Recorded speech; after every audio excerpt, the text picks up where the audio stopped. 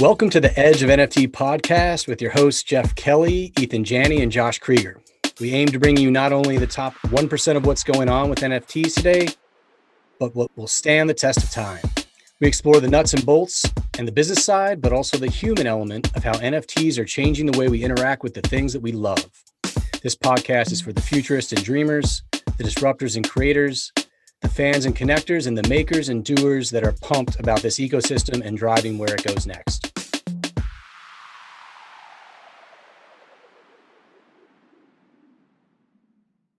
So this session here in Miami and online features Patrick Hiebert, founder and partner of Vida Verde Agroforestry, which offers asset-backed avocado and teak harvest rights NFTs. After founding and selling several high-tech companies, Patrick and his son lived and sailed on the ocean. It sounds like a story. I wish I was there. It was here that they honed their craft of minimalist living, generating and conserving power and fresh water, and focusing on sustainable living. Patrick is also partner and co-founder of ecovillages.life, a tiny eco home and sustainable community design and marketing company. Patrick has been designing eco-friendly and sustainable communities for several decades. We look forward to a fascinating discussion today. Welcome, Patrick. Looks like you're muted, sir. Let's There he is. There we go. Sorry about that, gentlemen. Thank you very much. Here. Yeah, amazing to see you, man. Yeah, I'll jump in here with the first question. You seem to be a bit of a jack of all trades, software guy, eco-friendly community designer, agroforestry farmer. Sounds like you're a pretty good dad, and now into NFTs. Tell us how this all comes together.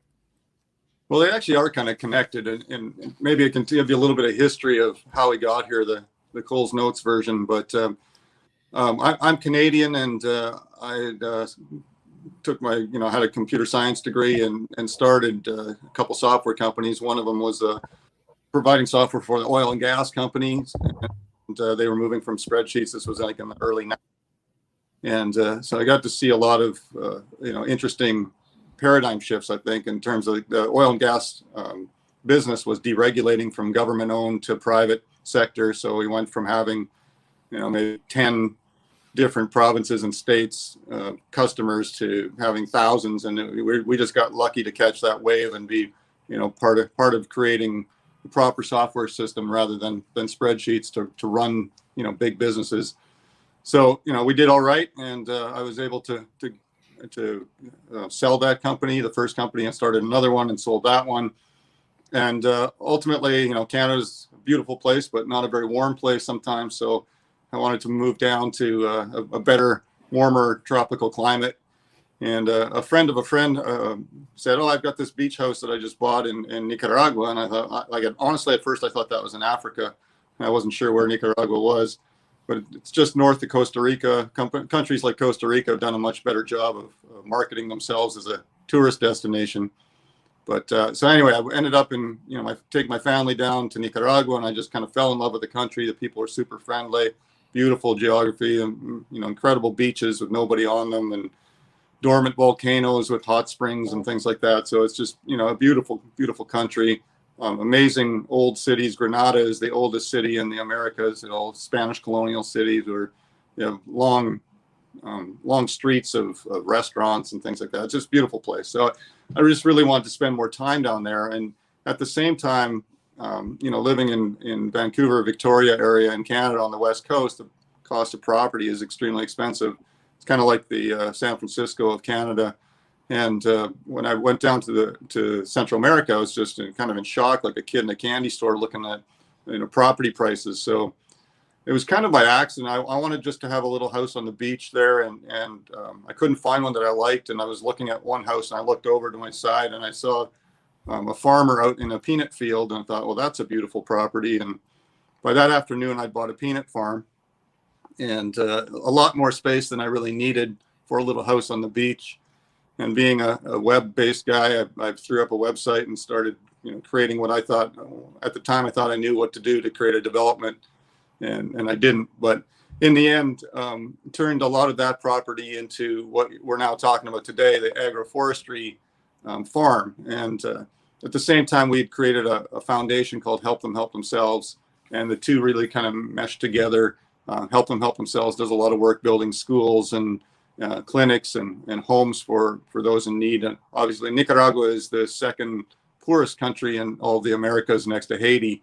And beautiful country, beautiful, friendly people. The second lowest crime next to Canada of all the countries in the Americas, but a very poor country. And so we did a lot of charitable work down there. And so with the agroforestry thing, it's a great way to blend those things together.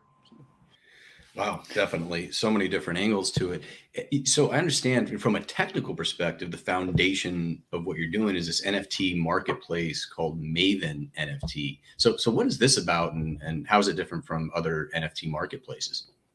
Well, Maven is a brand new marketplace. I mean, most of them, I guess, are fairly new these days, but we're focused mainly focused solely on hard assets. I really kind of appreciate the digital art world that's really broken the ice for NFTs and really made people take notice. But I think in 5 to 10 years, we're going to be looking back, at NFTs and their use. There'll be prominent use in all sorts of things, anything that's contractual, basically, in my mind. And we'll be wondering why it took so long for us to get there. So we just want to be kind of, pushing along it's like when, I've been around the block, and I'm an older guy in the software business now, but, in the beginning when Microsoft and IBM and Apple and all those guys were fighting for which operating system, there was Apple OS 2 or whatever. You don't hear about that anymore. And there was a million e-commerce sites, and, ultimately it kind of was eBay and Amazon, kind of end up taking over. And I think there's going to be a lot of consolidation of marketplaces in the NFT space too. But we really, my goal is just to kind of push it. And I have an ulterior motive of using NFTs to promote helping people out in these different countries in Central and South America. And I can explain a little bit more of how that works. But ultimately, I think the NFT is a great vehicle too for having a smaller investment amount and having, funds going straight into people's wallet in a country like Nicaragua. So. This is a really exciting conversation for us, Patrick, and we love everything about supply chain and agriculture. Food tech is our background. Jeff and I'd love to learn more about this marketplace. I guess your first NFT is Harvest Rights NFT, and you had a chance over some mojitos. Tell us a little bit about it, and we're pumped to share this with the listeners. So let it rip. All right. Well, yeah, probably a few too many mojitos in those pictures, but good thing this discussion wasn't earlier this morning. But yeah, so the agroforestry component is really, just to explain what that is the best way I can explain it is, in nature you don't find just one type of plant, like today's typical farming where you have, and I bought a peanut farm, right? So I changed it from a peanut farm into an agroforestry farm. And basically, in our case, we have avocado and teak. And teak is a tall tree with deep roots, and it takes 25 years to grow to maturity.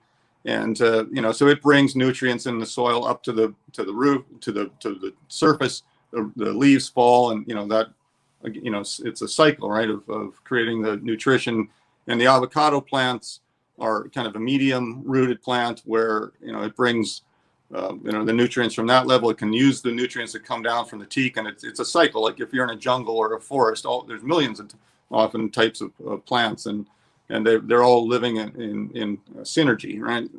And then we don't promote it that much yet, but we also have stevia, which is kind of a much smaller plant. It's a sugar replacement, basically, that's healthy. And that's kind of the surface level plant. So the plants protect each other. The teak are, the massive trees that protect against, rainstorms and different things that come through, protect the avocado. And it's just a nice system that works more like nature.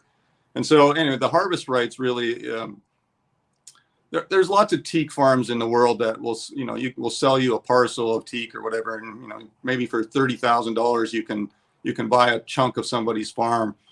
And I wanted to combine a way to make a larger market space with a lower entry point, but also involve crypto in a way that we were in Bitcoin Beach, and I got really inspired there in El Salvador when El Salvador switched over to Bitcoin as a currency for the country.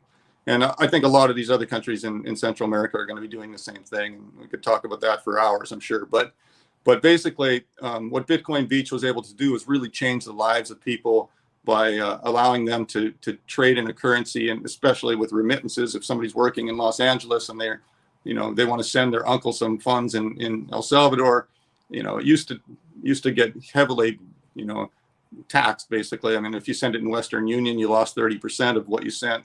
But now it's pretty much free, right? Sending it from his wallet to somebody else's wallet. So and now they can go to McDonald's or wherever and buy a burger with crypto in El Salvador, which is kind of cool. And I bought a can of Coke and with my Bitcoin wallet. And so anyway, it really has changed the economy there and really helped people that didn't have really an opportunity to get into things like that before. And so with our harvest rights, basically, when you invest in the harvest right NFT, you get not only whatever your NFT is percentage-wise of the overall farm. So you could buy that. We started them off at $200 worth of Bitcoin, basically. So if you can buy one NFT, you could buy 100 NFTs, you could buy whatever fits your budget. 3 NFTs, whatever. But whatever percentage that represents of the overall farm's production for the next 25 years is also the return on investment to your NFT. So your NFT is attached to your wallet. And when we harvest avocado, for instance, the harvest gets spread out to all the NFTs ownership and directly deposited into your crypto wallet. And the second part of that is because of the digital art that's been such a huge boom in NFTs, we wanted to kind of have a pathway from what people recognize to where we're going with the harder asset NFTs. And so we actually included a piece of art, original piece of art from, in this case, Nicaraguan artists. And so they are doing well. They're excited because we're purchasing their artwork and digitizing it, but also with every 100 NFTs sold in a series, you have a chance. If you buy one, you have 1 in 100. If you buy 100, you have 100% chance of winning the actual original piece of art. So it promotes the local artists as well, and they're excited about it. And then the third component is that piece that gives back to the local community, and that's where I'm really excited about. So a portion of the NFT is when you purchase the NFT, a portion of your funds go directly into the wallet of a local family that works around the farm. There's a few thousand people in the village nearby there. So we're really kind of trying to create another Bitcoin Beach in Nicaragua and replicate this from country to country and create an economy of a crypto economy throughout Central America. I can't help but think about Thanksgiving and the holidays coming up, and what an amazing gift this NFT offers for someone that wants to show someone what is possible with NFTs and create this virtuous cycle. It's really quite incredible. I'm gonna snag one for my girlfriend. She's a huge avocado guacamole lover, and this is quite a special project that you're working on. And I did wanted to ask also the story. I mean, the story is important, right? And elevating that story. And I think you talked about that in the give back. Is there an opportunity to interact with and have a closer connection to the folks that the project is giving back to? Is there a story being told via your social channels or on your website? Where can we learn more about the folks that this project is impacting? Yeah, if you go to vidaverdeagroforestry.com, that's the kind of the best place, and there's I think 20 families on there right now that we have just kind of spotlighted, and you can learn about them. I mean, in this case, the first ones we did were a lot of people with disabilities that really need help, but it's going to expand to all the people in the community where, I think the young man that fixes motorcycles or bicycles or something. That's a pretty common job down there. And you know, he'll get money into his wallet, and then he'll go to the little corner store and buy, you know, some milk and bread with crypto, and you know, so the whole economy kind of goes around.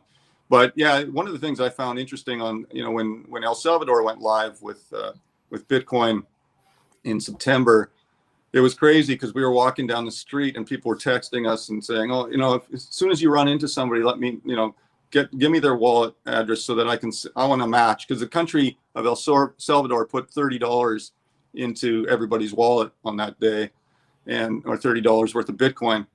And $30 is, you know, 2 or 3 days worth of work. $10 to $14 is kind of a daily wage, right? So it's a significant amount. You know, if somebody paid you guys, you know, 2 or 3 days worth of work, it'd be nice, right? And then there was a huge kind of Twitter following that was going on, and they were all depositing. They were matching, right? So they were saying, like, just find somebody, give me their address, and I'll put $30 worth of Bitcoin in their wallet as well.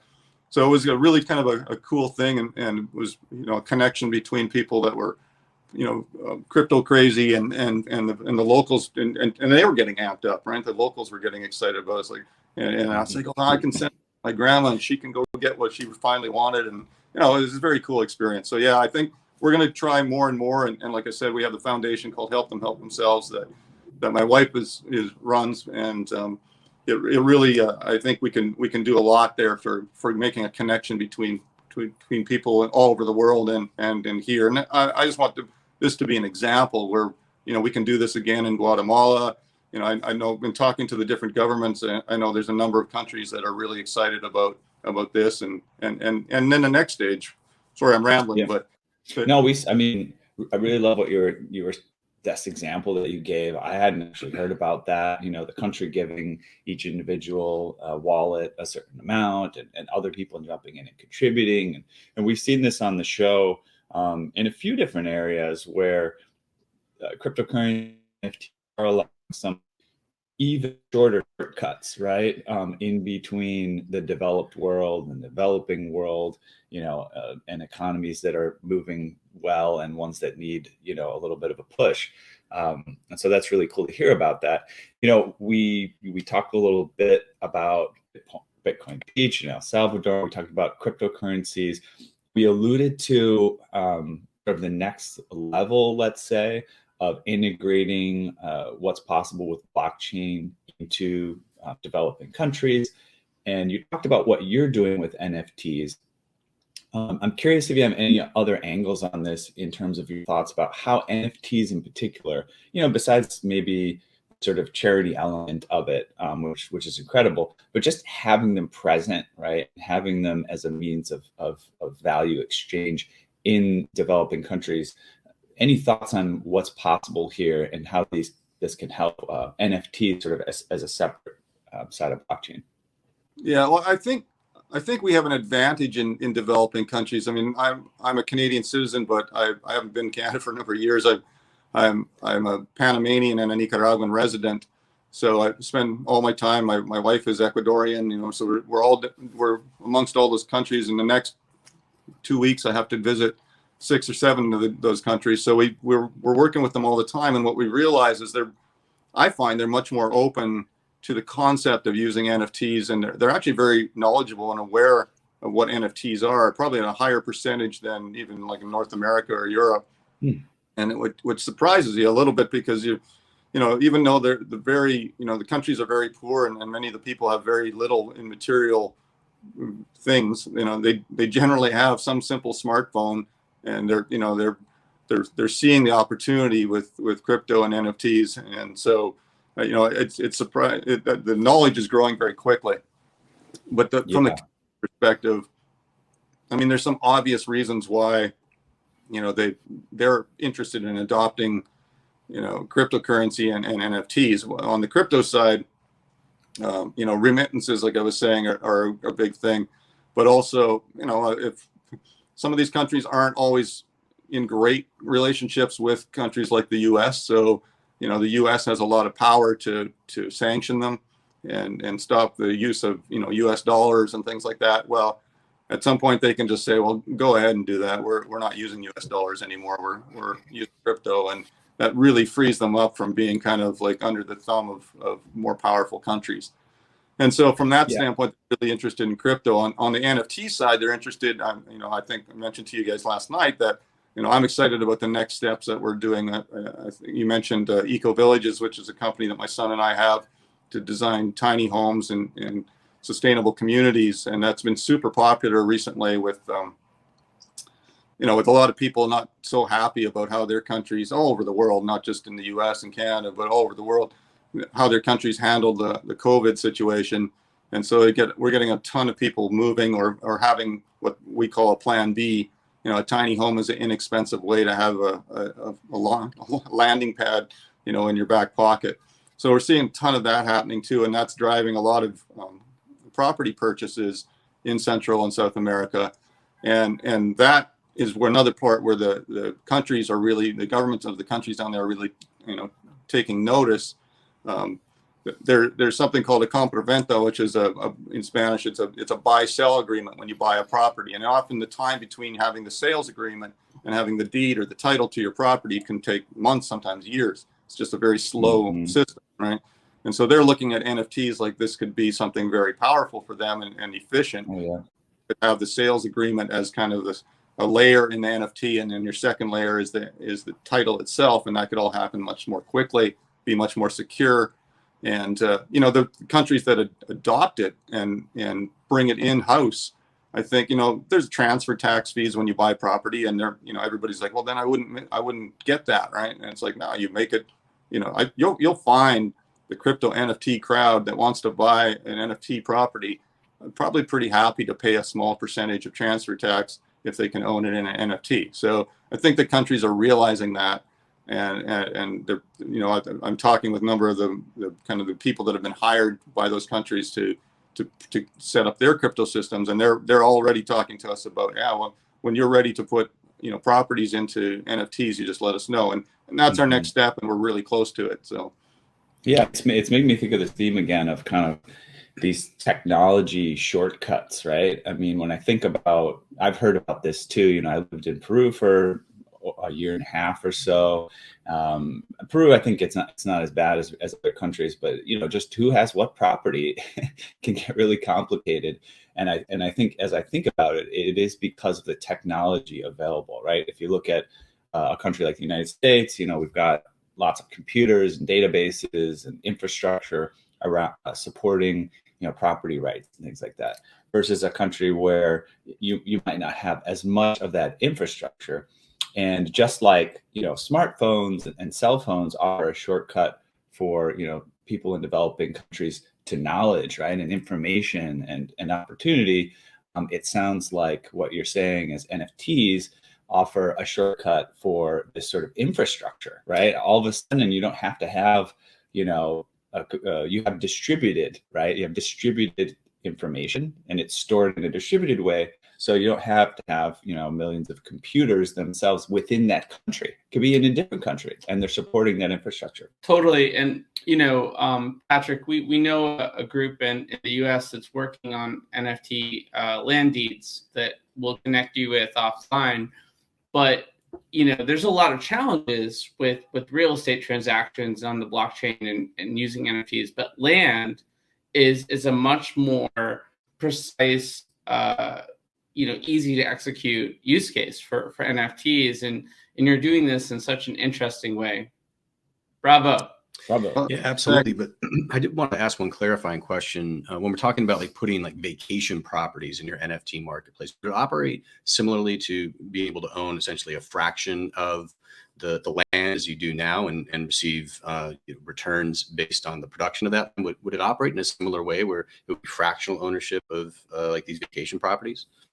Yeah, I mean, I've done fractional sales of homes in these countries down here under the old school way, right? Just a typical, you have a contract and maybe there's 10 owners in the home or whatever. And there's kind of, in my mind, there's sort of there's three types, right? There's just a full ownership of a home. There's fractional, which is kind of a fewer number of people, and then there's sort of the timeshare model, which is where you're buying a certain block time. Any of them, as far as I'm concerned, fit into the NFT model.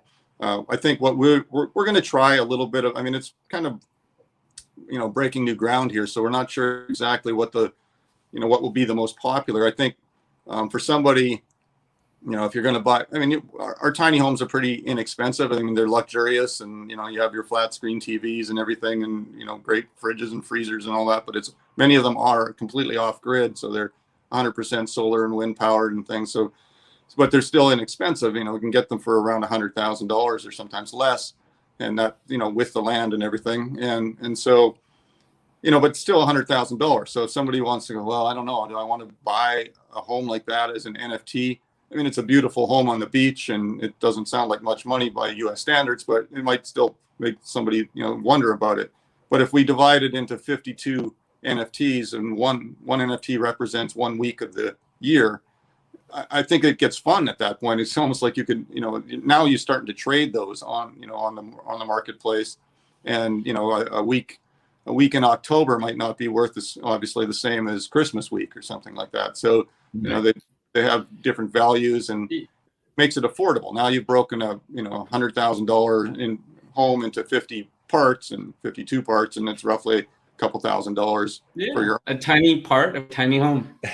So many different ways to go in that. Yeah, a lot of fun. It's also, I mean, I guess this may have come up previously in episodes, but you're also bringing to light how just adding liquidity to something raises its value, right? Something can be of higher value just because it has liquidity, because you can trade it and do interesting things. Well, one of the things that I like about our harvest rates, for instance, is there's actually a return, right? By today's crypto returns that people are seeing, it might not be that great, but over the course of 25 years, it's about 400% estimated. So that's 16% a year. That's, like I said, that's not great, but by, old school investing, that's a pretty good solid return over that many years. So, it brings some, and then you can trade it. And obviously, one of the other benefits to agroforestry, for instance, with the teak and avocado, teak takes a long time to grow. I mean, you have some thinnings along the way. You make some money off of those thinnings, but the real score is around 22 to 25 years when the trees are mature, and you harvest them and then you replant them. But the avocado is bearing fruit every year. In fact, we have different varieties of avocado, and some bear fruit at one time of a year, and another in another season. And so you're making your return on investment over the time before you get your really big score. But obviously, as the closer you get to that, let's say it is 25 years, the closer you get to 25 years, the more value that NFT has, because whoever the owner of it is going to get the larger return on investment. Right. So I think it's just interesting as a trading vehicle too, and then you could potentially trade a harvest rate NFT for a home on the beach, right? And whatever it is in the end, right? That they don't have to trade one across the same type of NFT. Yeah, totally. So I've got a follow-up question, because I think you've been so thoughtful about how you've structured this, and you're doing something interesting. Correct me if I'm wrong, with the how you're powering this ecosystem around Bitcoin. Is that correct? Yeah, I mean, one of the things I struggled with NFTs is the cost of the gas, basically, and what we've decided to do is doing it with liquid NFTs, which is Liquid being a side chain to the Bitcoin blockchain, and built on the same technology as the Bitcoin blockchain. And I think so. Bitcoin purists, I think, should like that. I mean, I talked to some Bitcoin folks that are like, I don't really like Ethereum. I'm not going to get into the NFT on that. And the gas price is so high on everything you trade and buy. So with Liquid, it's extremely low fees. And, and the Liquid Bitcoin token is really pegged to Bitcoin, and you can trade back and forth at any time, right? So we're not creating our own coin for harvest rights or whatever. It's really part of the Liquid network. So yeah, I tell you, all of this has just been so fascinating, Patrick, what you're building, and also I think the application across so many other industries with similar constructs, in particular the impact in that region and similar regions. Is something we talk about a lot is just the social impact of projects and the potential to truly change the world. And I think we're right in the middle of it at this moment. We do have just a few minutes left to chat, and wanted to take a step back and ask a few questions of you to get your personal perspective on some things. Just get a sense for your inspiration and some fun questions to get to know you better. Can we transition over to that? Like 10 quick questions, single word, few word answers might be a little fun. Well, I'm not the right guy for single word answers, but I'll try. Let's give it a shot. We just have a few minutes. We do it with every guest that we interview. And again, it's called Edge Quick Hitter. So let's dive right in. All right. Number one, what is the first thing you remember ever purchasing in your life? Bicycle. Nice. Modes of transport. Definitely a favorite. Question number two, what is the first thing you remember ever selling in your life? Boy, that's a good question. Probably lemonade, like every other kid. Again, a great go-to. Question is, did you have an interesting spin on lemonade, like some of our other guests who had some sort of dice gambling operation attached to their lemonade stand? Well, actually, I was going to say a pigeon, because I used to raise pigeons when I was a kid. I was kind of the kid in the neighborhood. I grew up in central Canada, and I was like where everybody brought their orphaned or abandoned baby animals. Basically, they showed I had foxes and owls and all sorts of stuff. At some point, my friends would want that, and I would end up selling them. As long as you take care of it well, you can buy it. See, in 70 plus episodes is the first pigeon. Yeah. We had a chicken, but not a pigeon. That's awesome. Question three, what is the most recent thing you purchased? A car. Cool. Sorry, I'm a boring guy, I guess. So. No. This is great. Question number four, what is the most recent thing you sold? Piece of property. Right on. In Nicaragua? Yes. All right. Very cool. Okay. Question five, what is your most prized possession? I think last night somebody bought that first harvest right that was on the show's gallery. So I guess that's the most recent thing I saw. Oh, amazing. That's great. Congratulations. Yeah. And I think, I just offered to buy one like 10 minutes ago. So there you go. Most recent. Well, does an offer count? Patrick, you got to close the deal on this one. Yeah. ABC, guys. You know where to find me. Question five, what is your most prized possession? My family, I guess. Beautiful. Question six, if you could buy anything in the world, digital, physical service, and experience that is currently for sale, what would that be? Probably a trip into space. There'll be a lot of our guests up there with you. Yes, such a popular one. Question number seven, if you could pass on one of your personality traits to the next generation, what would that be? Loyalty. Yes. Question number eight, flip that. If you limit one of your personality traits from the next generation, what would that be? Sorry, you broke up a little bit there. What was that? If you could eliminate one of your personality traits from the next generation, what would that be? Impatience. A double-edged sword. Question nine. Yes, indeed. Question nine. What did you do just before joining us on the podcast? I told my son to go down to the pool so I wouldn't have to listen to him in the background. Awesome. Last one, question 10. You're going to back that good father statement at the beginning, right? Yes. Question 10. What are you doing next after the podcast? I'm going to go to the show. I haven't had a chance yet to go check out all the booths, the live booth. We've been spending a lot of time in the virtual booth. So my wife and son and I are going to head over there and check things out. And we've got another check out the folks at Polka City. We had them on the podcast, and they're building like a SimCity version with NFTs. And it's quite cool. It's Miami style, and they just launched a debut of their game a week ago, and it's become quite a viral sensation. So check those guys out. Yeah, ask them if they want to implant an avocado farm within Polka City. You never know. Anything's possible with those guys. They're doing cool stuff. They want to. one of you guys had a great idea last night that I was listening to that was, giving people the lat long of the property and, on the harvest rights even, wherever theirs is.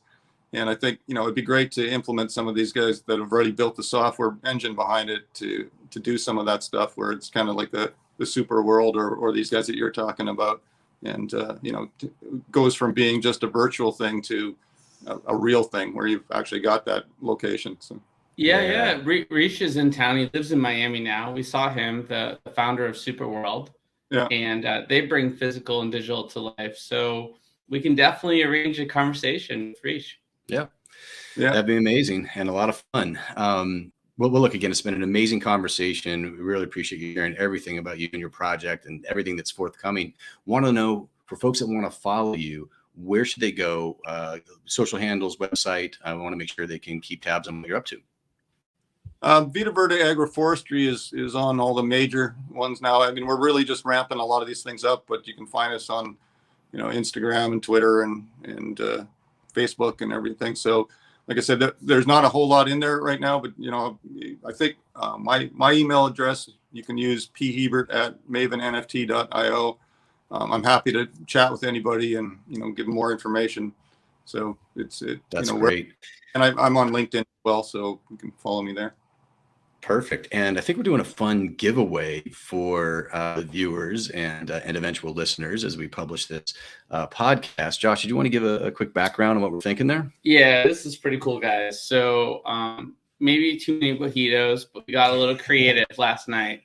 We're going to give away 10 different NFTs for the Avocado Teak farm, which is pretty cool. So we've sent a $7,500 Picasso lithograph to Turkey. This is a chance for everyone globally to have, an opportunity to participate in this cyclical economy that Patrick is creating, which is pretty amazing. And then there's another special prize we're working up tied to our Living Tree NFT project. Eathan and I are repping the shirts right now. Where we're going to get folks an opportunity to come over to Patrick's farm, and who knows, maybe the Edge of NFT team will be there with them, and we can continue the mojito trend if you know a good spot, Patrick.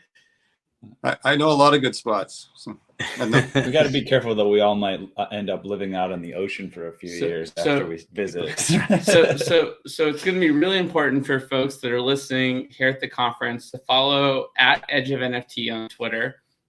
You can also join our newsletter at edgeofnft.com, and we'll announce this giveaway in the near future when we post this podcast after the conference. That's right. So I think that's a wrap for this amazing talk. And again, if you'd like to check out this discussion later on, head over to iTunes, Spotify, and subscribe to the Edge of NFT podcast. Also follow us at Edge of NFT on Twitter for other killer discussions, details on what will be an unforgettable event called NFT LA in February 2022, and the scoop on the Living Tree NFTs we just mentioned. It's our community-driven NFT drop arriving here in just a few weeks. So on behalf of the Miami Crypto Experience team and, of course, Edge of NFT, thanks for sharing this time with us today. We appreciate it.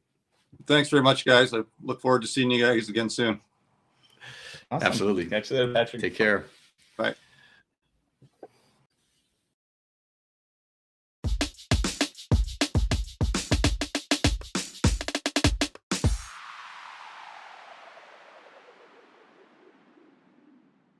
The creators of Edge of NFT will be compensated to support the production costs associated with the program. We are very selective when deciding who to have on these shows, but we're learning as we go, just like you. The views expressed are for educational, informational, and entertainment purposes only, and are not intended to serve as an endorsement or investment advice. You are urged to do your own research, as well as consult a reputable financial advisor before making any investment or purchase decision.